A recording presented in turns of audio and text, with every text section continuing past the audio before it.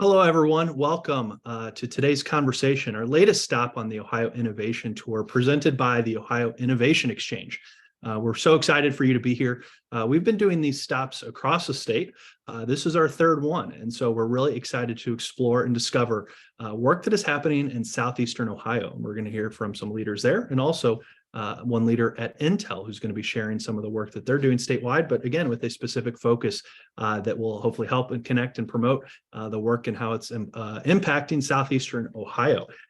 So as we get going, my name is Chris Berry. I'm the president and CEO of OhioX. We're a statewide technology and innovation-focused nonprofit organization working to help build Ohio's tech hub. And so what we do is connect, promote, and advocate for tech in the state. We get to work with companies of all sizes, from Fortune 500 businesses to startups, small, medium-sized tech companies, universities, research centers, nonprofit organizations, and so much more. There's an incredible diversity to tech in the state, and we really love the work we get to do.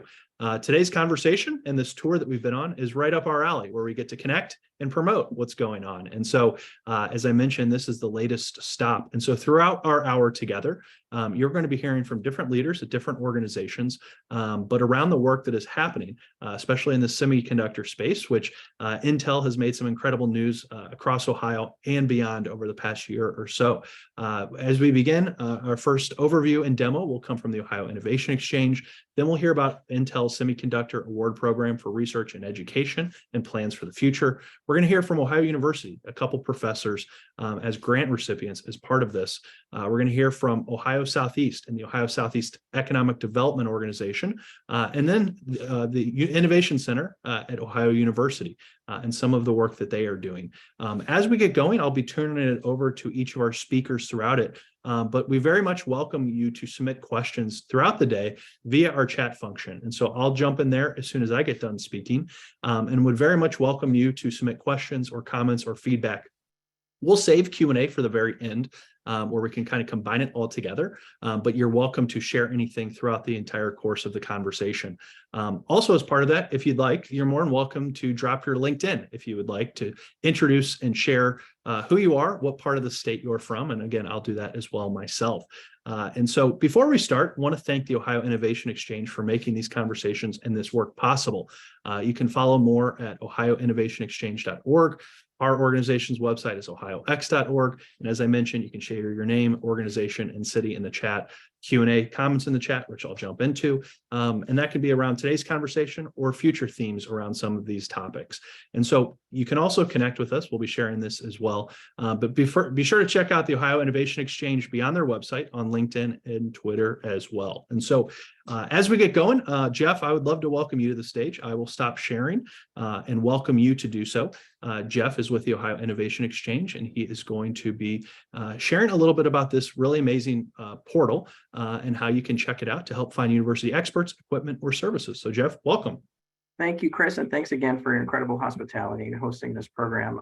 So we are happy to introduce you to, if you're not already familiar with, the Ohio Innovation Exchange, which is a statewide resource of higher education faculty experts that you can browse. There's over 10,000. We also have equipment, which includes a variety of things from research instrumentation, services, centers, institutes, and the like. And then the last bucket of data are patents or IP and licensable IP opportunities. All of this combined into one platform is an incredibly unique thing. In fact, I am speaking next week at an international forum, and we were invited as a state to kind of showcase our platform to other economic developers and folks that work in this area. I'm going to start by demoing how simple it is to search. Of course, you can click on the drop-down menu at any point and choose a particular data set. You can also click on this Contact Us link and send a message to us if you're having trouble finding things. We just recently added Northeast Ohio Medical University up in the northeast quadrant of the state, and I'm delighted to say that Kent State University will be joining as well. So the platform keeps growing. I asked our folks from OU for a particular faculty member that we'd like to feature today, and that is Nunemaker. So I've typed in the name, so you can search by name, by keyword, by topic. What comes back is a faculty member's profile. This is just the quick view. You click on Professor Nunemaker's name, you'll see his full profile. On the left-hand side is an email to contact him. There's a collaboration network is a big word today. This shows the connections for his publications. The different color scheme represents the different universities, but these are links that you can actually navigate to. So you can click on a name and then view another profile. Really handy tool when you're trying to connect with faculty and or see who they work with. A brief bio, this section of the profile is searchable, as well as these tags. It's another way to search in the system. All of his publications are automatically curated and added to his profile, so you can see we're current as of February 23. If it's an open access publication, you can actually view the PDF. Otherwise, it's a DOI, and you'd have to use your search engine to find that.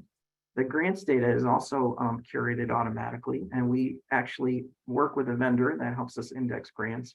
Grants come from over 600 different sponsors across the globe. So if a grant isn't in there, it may be one of those that we can't get to. To navigate back to the homepage, just click on the logo. I'm going to go up and just browse our equipment data real quick, just to show you the types of equipment that we have in the database. So you can search by keyword or phrase, for example, semiconductor or microelectronics. On the left-hand side, you can see here the categorization of equipment. These are different filters. So you can look at just research services, centers or institutes, which we call organizations, databases that are in the system. And each record provides detail, including a link to the website where you can get more information. These are equipment, resources, services that the universities have said are available and shareable. Going back to the homepage again, by clicking the link, you can click on the Browse Patents data. So you'll notice that the look and feel of the database changes a bit. The patent data is a little bit harder to kind of index, but on the left-hand side are all the different ways that you can filter. So starting with assignee, you can limit it to particular institutions. We're working with Ohio University today. So just by selecting that, I'm now pulling up all of the patents generated through OU in the last 10 years. I can further analyze them on this right-hand side with analytical views, looking at fields of research where the patents are coming from, the trend over time. And then if I click on a particular patent, this is right out of the United States Patent and Trademark Office. I can look through the detail. I can share this link via email, Facebook, LinkedIn, Twitter. I can add it to my library if I create an account. I can see the names of the faculty that are involved. And if there were any industry partners, they would be listed here as well. That is the quick overview. There's tons more in this particular tool. It's all designed basically to boost business and industry engagement with our higher education partners and make the resources of higher education more transparent to business and industry. So with that, I'm going to go ahead and stop sharing and turn it over to our next presenter.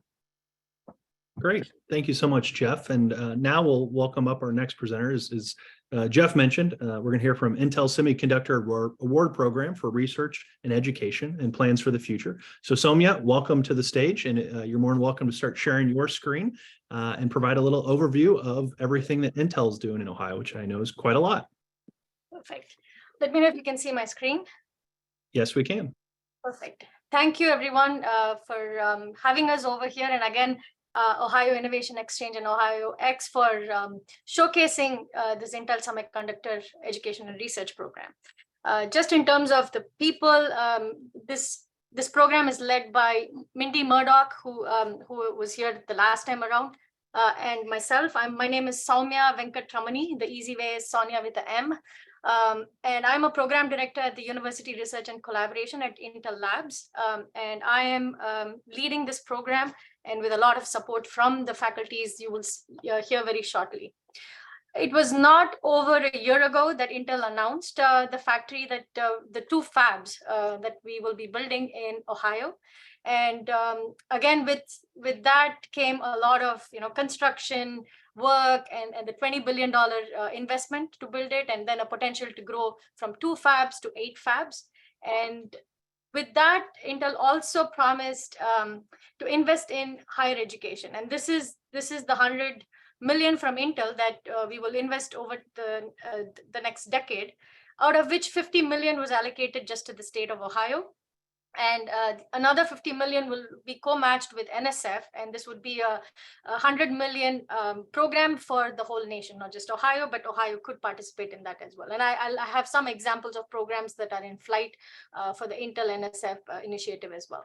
But focusing in on the Ohio investments. So when we made the investment announcement, we also decided to phase out the request for proposal. So the first phase was released back in March, I believe.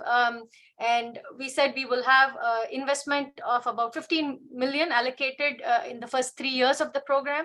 And the key topics that were identified to build this program was, we called it KTs or key topics: curriculum development, faculty training, lab equipment upgrades, novel research to advance semiconductor fabrication, and student experiential opportunities. So while we laid out in the proposal was, opportunities to combine many of these key topics to build an overall program in the universities and the institutes. And this would be to train the next generation workforce. And again, we paid heavy emphasis on student experiential opportunities. So we wanted the students graduating from this program to have hands-on semiconductor experience. So that was built into the way the proposals were asked to be written.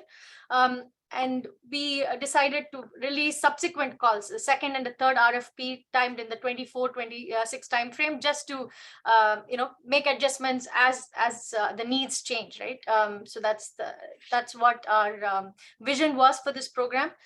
This RFP, again, was targeting investments just in Ohio. And so this RFP was open to all higher education institutes in Ohio.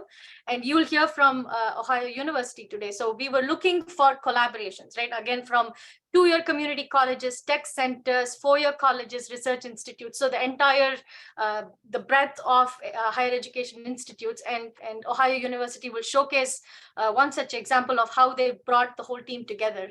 And that was our intent, in fact. So we were very pleased to see and select the top 8 proposals. And I'm just going to play a video that showcases, again, these were 8 proposals that were selected across the 27 or so proposals that came in, but it'll be good to see the whole breadth, right? Through the 8, we are supporting a larger network of institutes. So I'm just going to play the video here.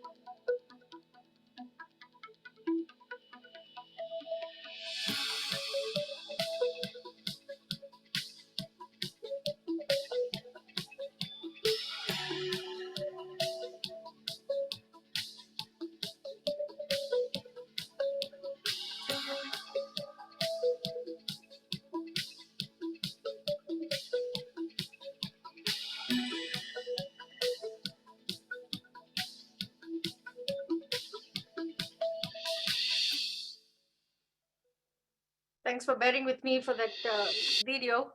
But again, as you can see, a picture speaks 1,000 words, right? So with just initial investment of 17.7 million, we are able to have a statewide initiative here, right? With just 8 institutes, or lead institutes, as we call them, being selected, we are able to support 80 plus institutes in this program. And again, the idea is to make sure that the workforce is trained across the state, not just just to meet Intel's needs, but again to meet our supply chain needs, and again across the state of Ohio. Through these 8 projects, 7 of them are focused on curriculum development, faculty training, so the workforce development, and 1 is a research program that is led by Ohio State. So through these programs, we hope to have 9,000 students educated. Again, these are all the way from associate's degree to master's and PhD. 2,300 scholarships will be provided through this grant. Again, Intel was very explicit about our need for diverse students, training technical females and diverse students through these programs. So the universities have come up with creative ways to make sure that the diverse workforce needs are met. And again, as I said, 80 plus collaborating institutes are being partnered through this program. And you will be hearing from Ohio University today. It's one of our the programs that are supporting a lot of the Appalachian region. You'll be hearing from the experts there. But before I hand it over to Eric and Avinash, I just want to also allude to the 100 million, the co-investment between Intel and NSF. There are a few programs that were supported last year. There were the Advanced Technological Education, the ATE program, and again, the STEM, the scholarship in STEM. But Intel also recently partnered with many other industry partners, Ericsson, IBM, Samsung, to release a call for proposal for the future of semiconductors. Again, more details are available. The deadline is April 24th. So I just wanted to make the audience aware that this is a program that's a nationwide call. So if you fit into a lot of the topic areas that's been called out, please, we strongly encourage people to submit proposals for the same. And more calls will be coming up in the future. And as Chris and Jeff, if they're not tired of having us over here, will come and keep updating about the future calls. With that, I want to thank the team for all the work. Again, Ohio University is going to showcase one such way in which they've brought in technical centers, four-year colleges, and research institutes to help build the workforce for Intel's needs. Great. Thank you so much, Sowmya. And again, so much going on with Intel. We're so grateful to have you and your colleagues here in our state and really doing some incredible work. And so thank you not for just joining today, but everything that you all have been doing for over a year now. It's been an exciting time, and we've loved following along and getting to do these with you and teammates in these conversations and in others as well. And so with that, it's a perfect segue and an opportunity to now welcome grant recipients from Ohio University, as you just heard a little bit about. And so Eric and Avinash, welcome to the stage, and we'd love to hear a little bit more about what is happening at Ohio University in regards to this work. All right, thank you. Can everybody see my slides here? Yep, we can.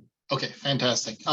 So first of all, I would very much like to thank the Ohio Innovation Exchange for this opportunity to present what we're developing here in Southeast Ohio. And I'd also very much like to thank Intel for the funding and the support to do this. Sowmya has been a fantastic partner in this. And one thing that's come out of this is an incredible amount of collaboration that never would have happened before. And Intel has been an unbelievable partner in this with information and essentially teaching us the things that we don't know about the semiconductor industry that we need to be able to pass along to the workforce that we're trying to develop. So I very much want to thank them for this. I'm going to talk today about this, the Appalachian Semiconductor Education and Training Ecosystem, or ASCENT, that we've developed here.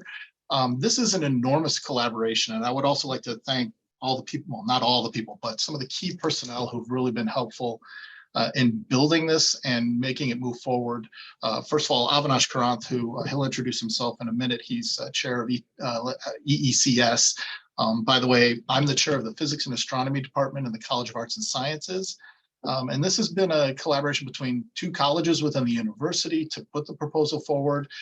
We've been working very closely with university leadership from the provost down through the enrollment management office and registrar's office. Everyone has been unbelievably helpful in moving this forward. And it really wouldn't have succeeded without everybody pulling in the same direction. That's another amazing thing that's come out of this, is all of the collaboration that probably wouldn't have happened if it weren't initiated or instigated by this arrival of Intel into the state. Let me go to the first slide here. So the actual ASCENT partnership is between Ohio University as the lead institution. We're the R1 institution, research institution in the region. And we're collaborating with all the way from career and technical centers like Leeson Fairfield Career and Tech, Mideast Career and Technology, and Tri-County Career and Tech.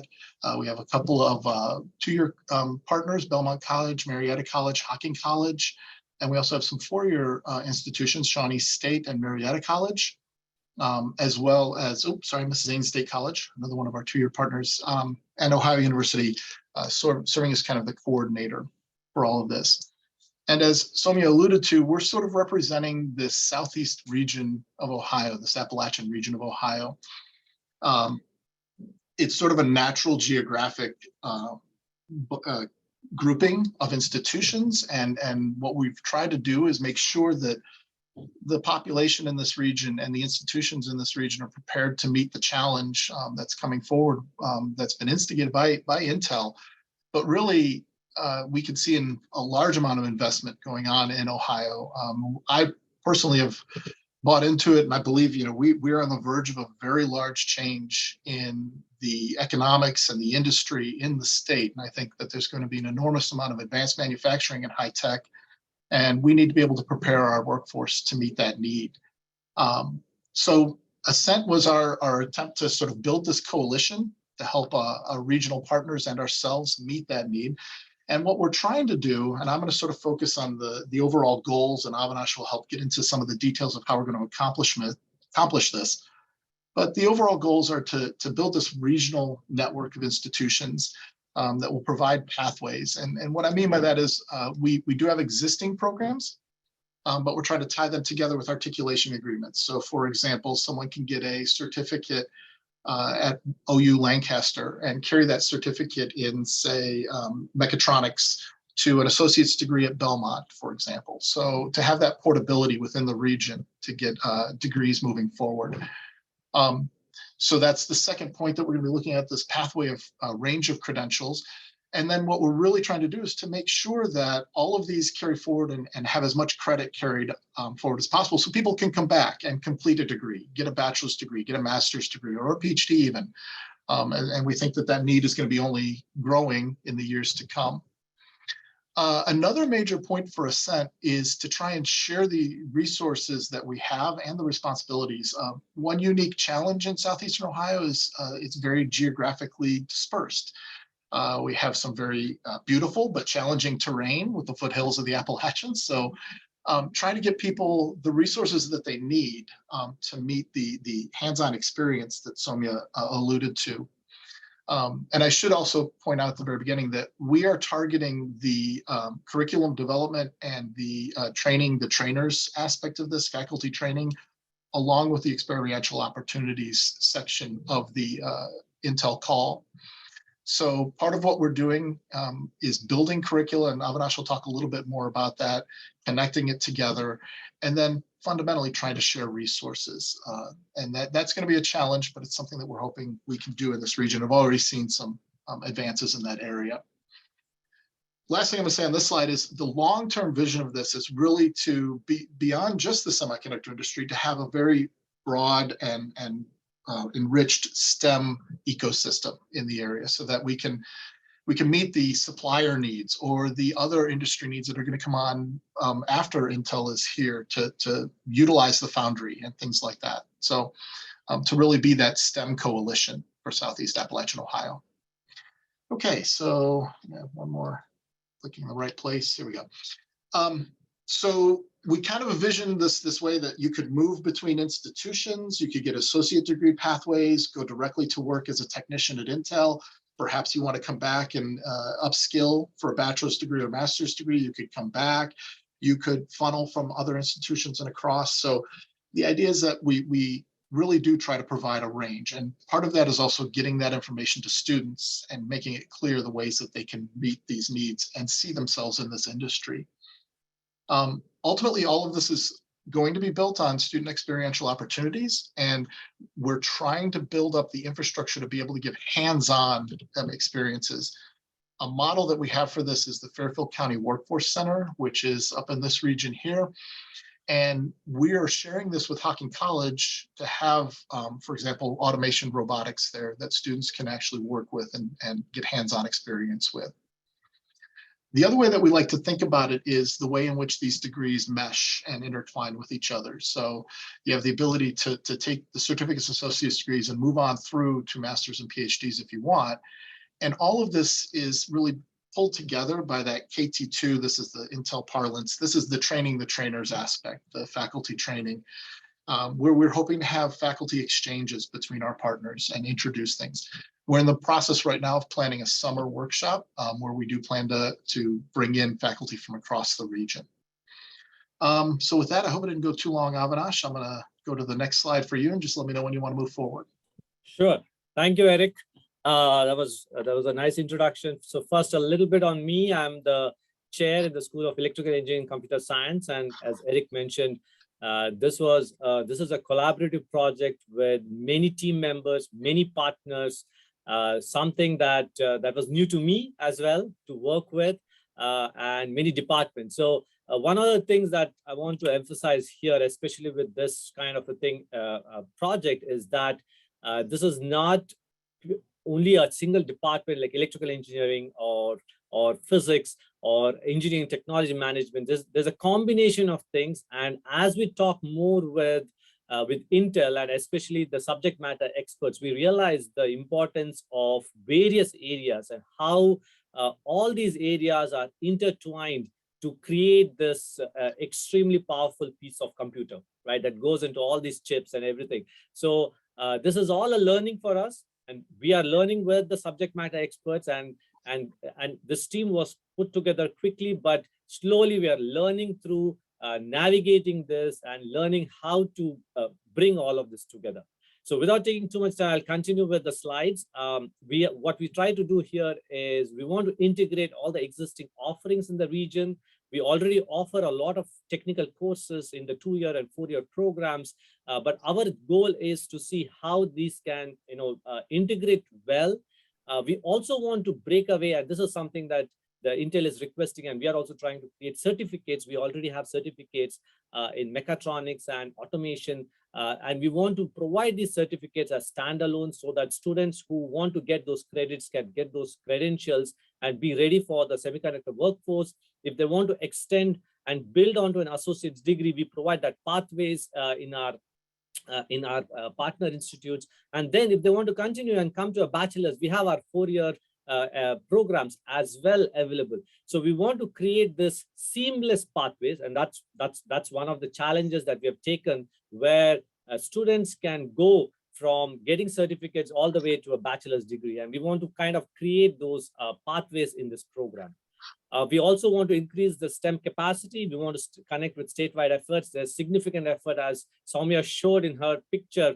A lot of 2-year, 4-year colleges are coming up with these programs, and we want to connect with them. We want to make sure that these kind of courses are statewide available so that we can train and create a maximum impact of this grant. Next slide, please, Eric. So these are the 3 main focus areas. This is again some of very specific ways in which we are going to make this happen. That is, we'll create these stackable certificates. That is, we'll have certificates to which we can stack multiple of them to create those associate programs. We'll develop new programs.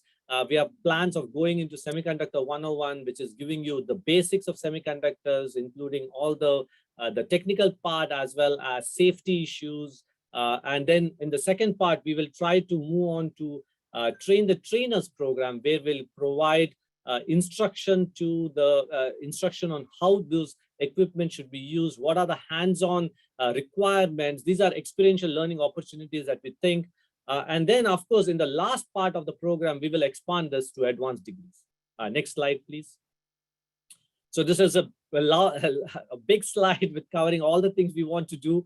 And one of the things we are thinking here in the initial part is to create articulation agreements, as Eric mentioned. We want to connect different institutes together so that students can take courses in different places, whether it is in their institute or others, to count for their degree in semiconductor education. We also want to develop tools, learning tools, training modules, and of course, then provide courses, short courses for it. Some of the things that we are coming up in terms of workshop that we want to provide.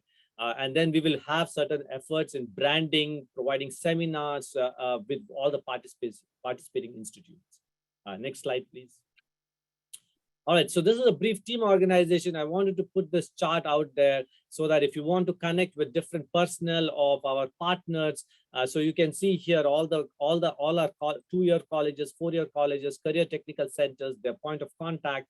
So if you are interested to talk to us, please do so. We are very interested to listen to people. This is truly, as Eric and Sowmya mentioned, this is an opportunity for us where we can kind of grow in this area of semiconductor manufacturing and have a lot of connections, not only to semiconductor manufacturing, but to the suppliers and other industries as well. Next slide, please. All right, so this is a timeline that we have had. this is a very aggressive timeline in terms of what we want to do. We started in fall of 2022, and we want to start. We already have the 2 certificates gone through the approval process. Right now it's with ODHE, and once we have that approval, we'll be able to market it, and we'll have the first cohort of students with the tentative timeline of 2025 that they will be ready. So that's the first cohort of students that will come through the certificates program. We are also going to work with the associate's degree, and we already have an engineer technology management degree, a 2-year degree, as well as we have a bachelor's program and so on. So we have a plan, a pathway of how we can move through it. And we are going to coordinate this program across our partners so that we can get more students enrolled into it. One of the things that I might have missed to mention is on our scholarships. We have significant number of scholarships to be awarded. We already have awarded a few, and we are working with our partners to do so. All right, I think that's the last slide. Eric, anything you want to add? I think we are already exceeded our time. Yep. Yeah. No. The last very short thing I want to add is I just did want to recognize the other 2 members of our leadership team who are not here today. So Todd Myers, who is the chair of the Engineering Technology Management Program, and Scott Miller, who's the associate dean of corporate engagement or corporate I always forget that one. He's serving as the Ascent director right now. So the 4 of us make up the steering committee and leadership team, and I just want to give them a shout out because it's been a heavy lift, and without this team, this would not have gone anywhere. So we're really appreciative of everyone's effort in that area. So thank you. Wonderful. Well, thank you both so much. A fascinating presentation and overview. And I was writing down some questions for myself that we'll get to at the end. But now we'd love to welcome Ohio Southeast to the virtual stage, if we will. And Taylor, we'd love to hear a little bit about what you're doing with your organization throughout Southeastern Ohio, and all the economic development work that you're focused in as part of Southeastern Ohio. So welcome and thank you for being here. Yeah, sure. Thanks for having me. So I'm Taylor Sepp. I'm the Director of Projects for Ohio Southeast Economic Development. Can you folks see my screen okay? Okay, great. Thank you. So we've talked about it a little bit, but Jobs Ohio is just a little bit over 10 years old. Jobs Ohio is the state's economic development corporation. It's a non-government entity funded by state liquor profits. We work very closely with Jobs Ohio. I'll explain that relationship here in a moment, but we're so thankful to have Intel here on this call, and we're so thankful to have Intel in the state. But Ohio's been on a roll recently. And we not only have Intel that's come into the state, but Honda made a big investment in Southern Ohio with the LG battery project, but also Ford, Amgen, Altium Cells, and many more that we can list here. But Ohio really is on a roll, and a big part of that is the tech investments that we've seen in recent years. So in Jobs Ohio, we are not focused on every sector. We are focused on 10 key sectors that are drivers of Ohio's economy, right? This 35% drivers of Ohio's gross state product. So this would be things like advanced manufacturing, technology companies, aerospace, automotive. You can see the list here on the right side in the Jobs Ohio industry sectors. So we're not really playing in the healthcare space, the retail space, those more point of sale type companies and businesses. We are more interested in the traded sector companies that can kind of do business anywhere in the country or anywhere globally. We are interested in attracting those investments into the state of Ohio, and more particularly in Southeastern Ohio. So our group is Ohio Southeast Economic Development. We cover a third of the state's landmass in 25 counties in Southeastern Ohio. I live and I'm from Jackson, not too far from Athens. And we are one of Jobs Ohio's 6 regional network partners, which means we are in effect the field staff for Jobs Ohio. So my team and I are meeting directly with companies. We are going to meet with 330 companies directly, but we also go out and solicit new companies to come into the region. And I'll talk a little bit more about what that looks like here in a moment. So our group was founded in 2011. We do have a CDFI that works with companies to make loans, We also work very closely with local development districts. We work very closely with the OU Voinovich School. Special shout out to Stacy and our friends with her group there in Athens, and we work with a number of other partners. We couldn't get this work done without our partners at the local level and at the regional level as well. So really, there are 4 buckets to what we do at Ohio Southeast Economic Development. The first is project management, right? So working with companies that may be in the region who are trying to solve some problems. Maybe it's a local company who needs a roadwork issue fixed to be able to expand their business, or maybe they are contemplating locating in West Virginia or expanding in Ohio, and we can bring incentives or regulatory assistance to the table to help win that investment in the state of Ohio. Or maybe we're helping a company with their talent challenges. So we have a talent bucket of services. So you may see this background behind me. Our region is actually a labor surplus region. I'll talk a little bit more about that. We have a lot of folks leaving our region every single day for work. So one of the services that we provide companies is we help marshal the people resources in our region to work for some of these companies that are paying good wages in our region and aligning those skill sets and open jobs in our region and the new generation jobs that are coming. The next bucket is really the sites and real estate development piece. Of course, proactive industrial development is very complicated, and Intel and many other companies would not be coming to the state of Ohio had we not been developing proactively to develop these industrial sites. So it's a major focus, and it's quite an expensive endeavor. And the last piece is business development. We have a team working to attract industry and to bring them to the state of Ohio, but we can't do that without good sites and without good workforce and without good project management. So all of these elements really work in concert with each other, but I just wanted to give a very quick, high-level, succinct bucketing of kind of what it is that we do, because it could be ambiguous if not, but just wanted to blow through here. So last year was a near record win for us. We worked with private sector companies to add a little over 1,500 jobs, 47 companies committed to expanding or locating in the region. And we had almost $700 million in new fixed asset investment in the region. We have had about $16 billion invested in projects that we've worked on since our inception. And that's something that we're really proud of. Wanted to give an example of a project that we've worked in just to put this in perspective. This is a project in Jackson. We helped work with a community who had a brownfield site. There was a contaminated automotive facility. We helped provide a $1.7 million grant to clean up contaminants at this site. The contaminants were cleaned up. We helped the community take ownership of this property.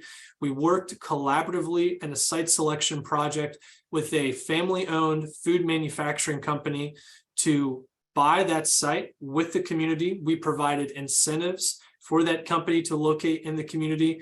And now they're planning on building a 150 job project it started out being a $54 million project. It's probably going to clock in at about $100 million investment now with the construction prices increasing. But this really just shows the full service suite of services that we offer, from site development to incentives. We're going to help the company actually ramp up their talent for a project of this size in a small city. And it's going to have some pretty dramatic consequences for this area. A couple other innovation wins that we want to highlight. A big win for the region is Sterling Ultra Cold in Athens County. We've worked with them several times in their expansions. We've helped provide some financing. We've helped provide some grant dollars for fixed asset investments. They are a high-tech company that I know Stacy and her team have worked with very frequently.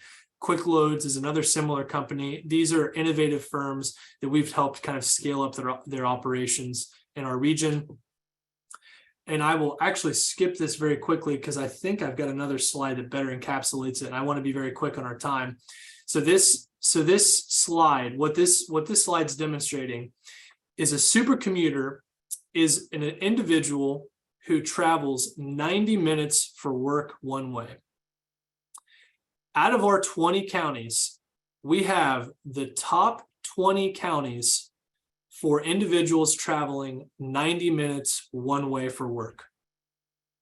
So that means folks are traveling 3 hours for work and we have the top 20 counties in our region.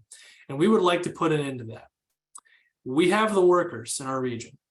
We just need the industry to bring them here. We think that's a very compelling value proposition. I know that we have folks from Intel on this call. We would love to have conversations about attracting some suppliers to the region. We think that we have the folks that can staff those operations. We know we do. And we would like to bring these folks back to the region. These folks would like to enjoy their kids' T-ball games. They'd like to save their gas money from driving all these hours away. And it would make the region a better place to keep those tax dollars locally. So we've seen a lot of success. We've seen the economic prosperity that we've achieved over the last few years, but we've got a long way to go still in Appalachia. And this slide, I think, really encapsulates a data point that really drives that value proposition that we have home. So that's it. Appreciate the time, appreciate the opportunity. Thank you for the partnership. And one quick plug, the Ohio Innovation Exchange. I think that's an excellent concept that Jeff and his team have put out there, and would really encourage you folks to take a look at that and to leverage it as you can. So thanks for the opportunity. Great. Thank you so much, Taylor. Fascinating presentation and some really interesting data points, especially the ones you ended with. So would love to now welcome Stacy Strauss from the Ohio University Innovation Center to the virtual stage. We'll be sharing a little bit more about their work and their perspective on some of these topics. So Stacy, welcome, and thank you so much for being here. Great, thanks. Hi, everyone, and thank you again to our hosts. So the Innovation Center has been around since 1983, and we are a business incubator that helps support startup companies that are in the tech and tech-enabled sectors. So we offer both space and services, our own advising, as well as connections to resources, including capital, sector expertise, market research, student talent, all sorts of other resources.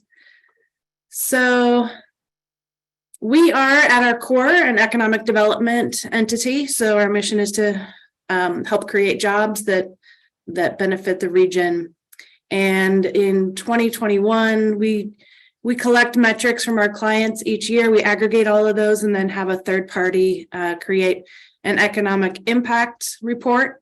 So we're very proud to again have a strong year in 2021 where we helped support the creation of 249 jobs, and that resulted in $19 million in employee compensation, and then about $50 million in total economic output. So the dollars spent as a result of those payroll dollars.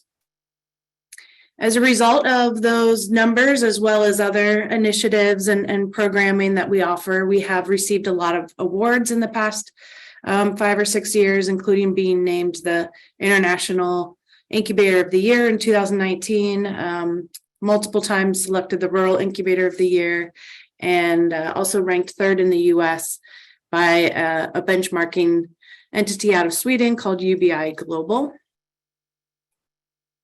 We also have been fortunate to receive a lot of grants, primarily from the federal government in recent years, and these have helped us continue the work that we're doing and also renovate our facility so that we can better support companies that require specialized equipment and spaces like laboratories.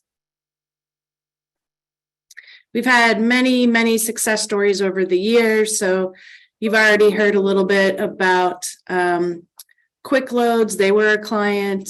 Other graduates include solar companies, Third Sun Solar, Equilibrium Solar. We also were a beta test site for Sterling Ultra Cold when they were developing their freezers. So lots of great success over our long history. These are our current clients. It's a mix of all sorts of different sectors.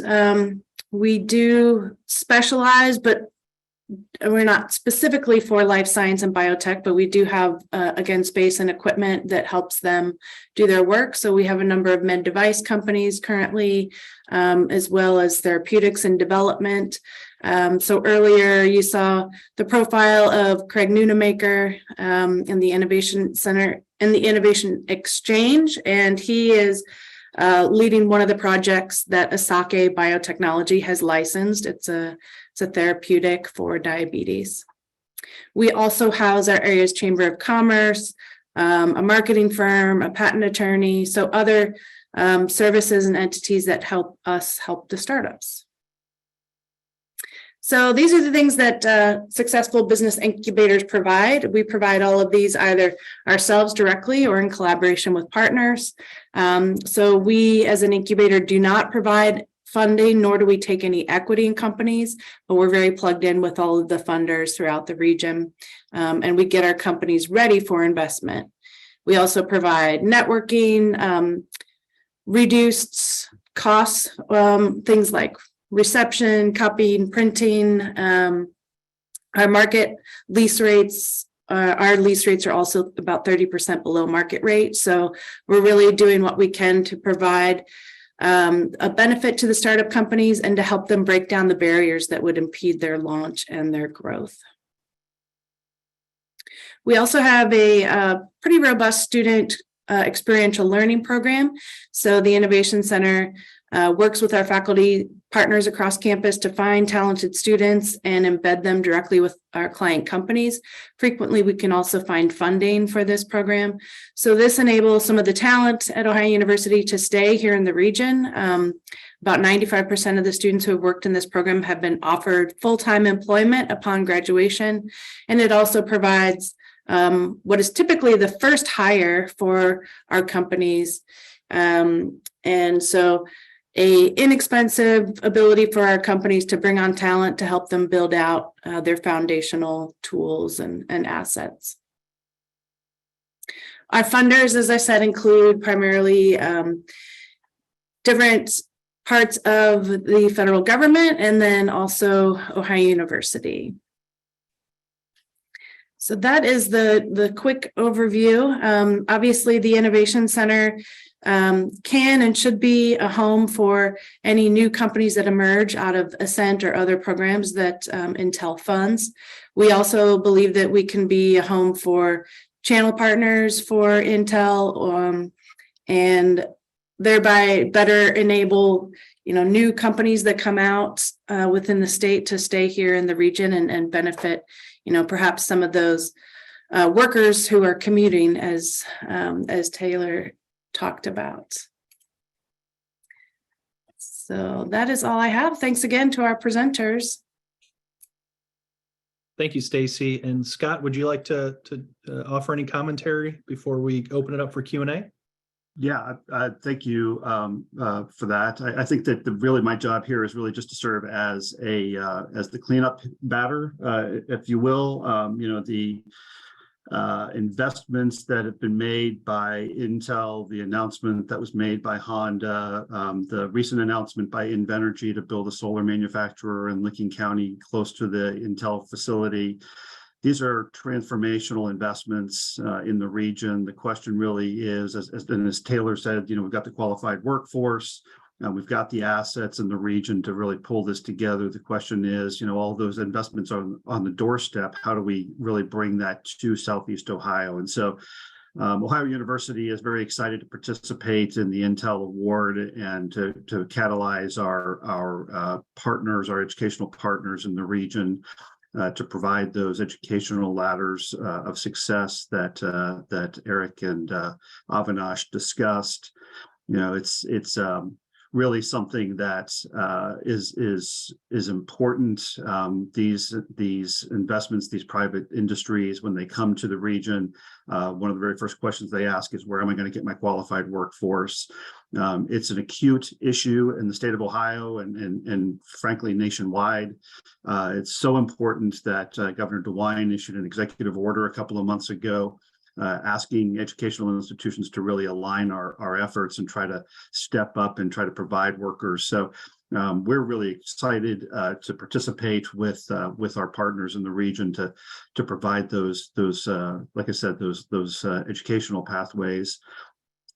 Here at Ohio University as well, as Stacy mentioned, we've really spent a lot of time aligning our entrepreneurial resources, both at the local level, working with Tech Growth Ohio, which is our entrepreneurial signature program that supports early stage entrepreneurs in the region, our Entrepreneur Center and the College of Business that helps students and faculty start up companies. We've got the Innovation Center, which is one of the crown jewels in the region, which helps us incubate those companies, provide the technical assistance for them. And then we wrap that around with the technological capabilities that we have at the institution as an R1 research institution, the only one in Southeast Ohio. It's incumbent on us to try to develop technologies that will transform the human condition and really try to push that out into creating capital worthy, investment worthy companies in the region. So all these assets are really important to us. And as in my role here in the College of Engineering and as the Associate Dean for Industry Partnerships, I'm very excited to kind of work with all of these people. It's every day is a unique challenge, and every day is something different, but it's very exciting. We are, as I think several people mentioned, we're on the precipice of some just amazing transformational work here, not just in Southeast Ohio, but across the region, across the state and the region. And this is fantastic. We really appreciate the Ohio Innovation Exchange and Innovate Ohio and pulling this together. Thank you for the opportunity. And I guess it's probably time to take some questions, Chris. Great. Well, thank you so much. And yeah, perfect time for questions. So before we begin, feel free to put them in the chat or the Q&A, or you can, if you'd like, you can message them directly to me. Jeff, I'll actually start with one that came my way, and then maybe I'll turn it over to you. And perhaps Taylor, this will probably go to your direction, and then maybe Stacy and some of the OU folks as well. But you mentioned, Taylor, kind of the 10 sectors that JO and the regional partners are focused on. For Southeast Ohio in specific, because every region has, some strengths of specialties, for instance, are there any of those 10 that Southeastern Ohio maybe is particularly focused in or excited about? Advanced manufacturing, food and chemicals are where we have a huge, strong suit. And when I say advanced manufacturing, I mean, this really is complicated work. It's these are very high-tech operations. I mean, a lot of the folks that have skill sets that would be involved in these operations would be automation engineers, robotics folks. So we have very high location quotients, very high concentrations in all of those sectors. Thank you, Taylor. Jeff, any on your plate? I usually get questions about, so how does a company get started with a partnership with universities? And I just wanted to echo that, what Intel is doing is absolutely transformational and remarkable. And we, the state and the country, is going to benefit from this relationship. But a lot of times companies will reach out to us first and foremost for our number one product, which is our students. We graduate thousands and thousands of students across the state from all our partner universities. And there are just lots of ways to partner with us in terms of curriculum development, programs. There are ways to develop mentoring opportunities. Honda is a great example of a company that has established a series of programs. They probably hire most of our graduates from the College of Engineering, if you look back over time. So I just want to say to any company that might be on the call, if you're interested in a partnership with any of these universities, you can reach out to any one of us and we'll help you get connected. I'm actually embedded in the corporate partnerships team at Ohio State University, but we work across the state as any good flagship university would do. So I'll turn it back to you, Chris. I know that Taylor responded to one of the questions from a colleague at Bank of America, so we'll follow up on that one. Yeah, Jeff, that's what I was just going to say. Jason, thanks so much for your questions. And Taylor, thanks for handling the first one and doing a follow-up there. And then Eric, thank you for handling Jason's second question. Another one that came in was the first Ohio University. So Eric, your presentation, there was a comment in there about building a model that, you know, you're doing this work, but building a model for regional coalitions to kind of, you know, for other regions and I'm sure other states. I saw someone in the chat from New Mexico on. Curious if thus far, about a year into it, has there been kind of any lessons learned or kind of best practices that you're already starting to see as perhaps recommendations? And maybe that's also a segue, Jeff, into, you know, building relationships, you know, kind of on the corporate side as well. Yeah, absolutely. I would say one of the things we've learned is that people are really willing to work together. I've been surprised at how well everyone is pulled in the same direction for all of our partners.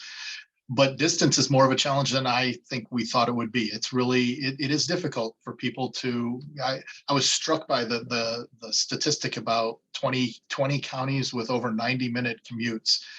That's true of our partners coming here for meetings and things like that. So trying to get people in a room together really is a significant challenge. And it's one of the things that we're still working on, specifically for students who transportation is going to be a big issue for them. So how do we address that? How do we get students who are commuter students at two-year colleges to OU to do workshops and things like that? So these are things that we're still working out, but I think, you know, our partners have a lot of great ideas and we're trying to move in that direction. Would you agree, Avinash? Sure, I do agree. I mean, it's been very a new project, but geographically we are kind of diffused. We meet quite often, but still it's all virtual meets. So we are trying to change some of those things to bring them on, but we do understand the work that they need to put in. And we recognize the effort that, you know, they have to pull in their institution. So and I think one of the things we are learning here is it's just not that this project is touching the people who are involved, but it's touching the entire university, right? The hierarchy, everybody is involved, and it touches so many different pieces that is beyond our idea when we wrote this grant and this project. So we are recognizing that, and we are trying to learn and work with them. So it's a learning process for us, but it's also eye-opening the number of people that we are actually currently collaborating within our institutions and across institutions as well. Great. Well, thank you so much. And maybe as a final question, Taylor, that was put in the Q&A, so I'll turn it over to you, but I can read it for those maybe that haven't seen it. But is there a desire to bring specific fabs, like for future fast EV charging semiconductors, or fabs with new specialty materials? So Taylor, I'll turn that, and then if anyone else wants to answer after Taylor, please go ahead. Yeah, absolutely. So attracting more semiconductor fabs and related industries are absolutely targets for us. The challenge that we have, and this is where you folks can help me out. So we're going to need about 500 to 1,000 flat acres of land for one of these fabs. And we're going to need tens of millions of gallons per day and tens of megawatts. And here's the other tricky part. It's got to be away from rail and any kind of vibrations that could affect the semiconductors.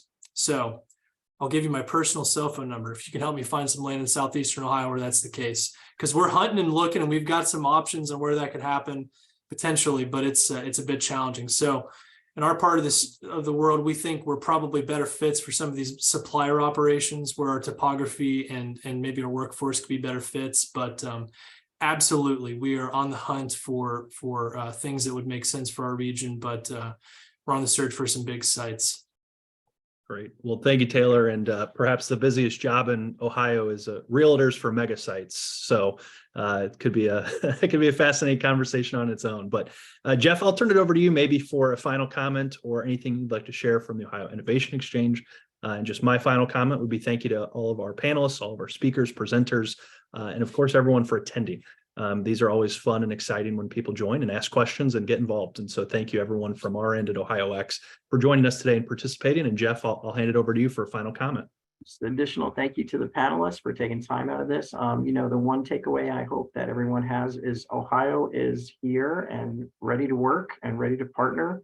And just it's so incredibly impressive to see the Ohio University's response to this Intel RFP and the very robust program that you've been developed. So I encourage everybody to just continue doing great work. Thanks again for being here. Yeah.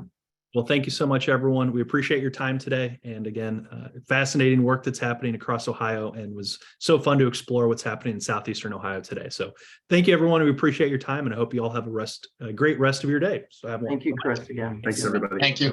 Thank you. Bye.